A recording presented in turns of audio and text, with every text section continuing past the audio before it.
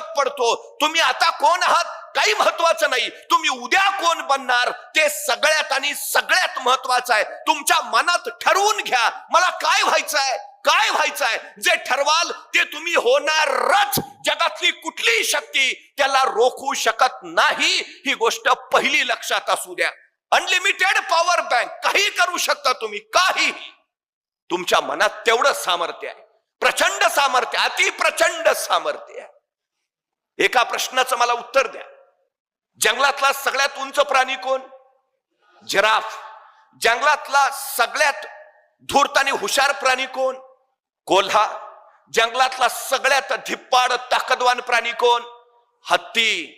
आणि जंगलातला सगळ्यात वेगवान प्राणी कोण? चित्ता. आणि जंगलचा राजा कोण? का? सिंह का?